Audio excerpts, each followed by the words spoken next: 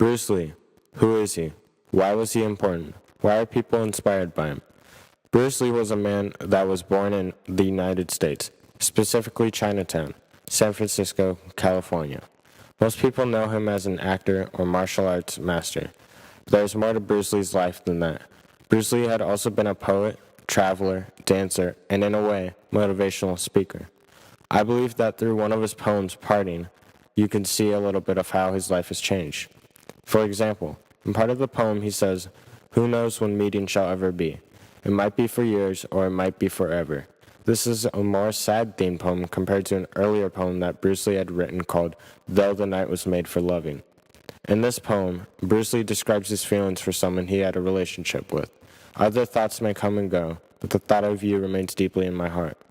Not only had personal relationships that Bruce Lee had changed the course of his life, but people he had dealt with in America also.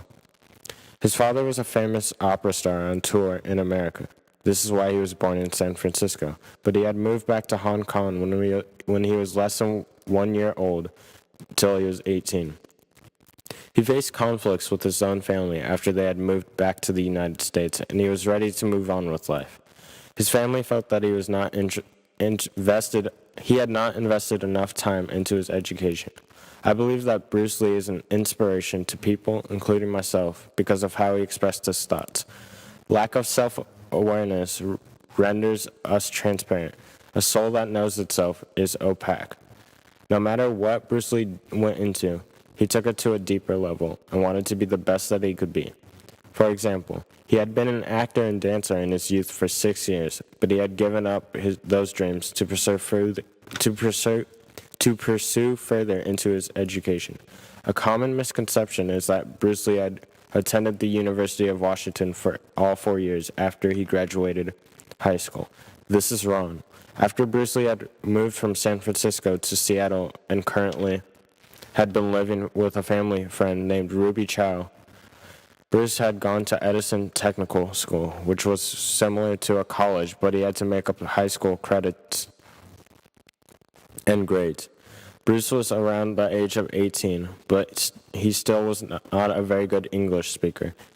As he says, I took on learning English exactly like martial arts. I didn't want to sound like a foreigner. Bruce had been married to a freshman in 1964 who had also attended the university and had begun to take Gun Fu lessons from him.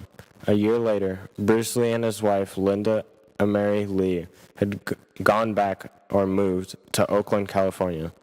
This had meant an expansion of Bruce Lee's business, so he teamed up with James Lee and had opened up a new shop/place to teach Gun Fu. Later on, still in Oakland, a group of other Chinese Gun Fu learners had challenged Bruce Lee.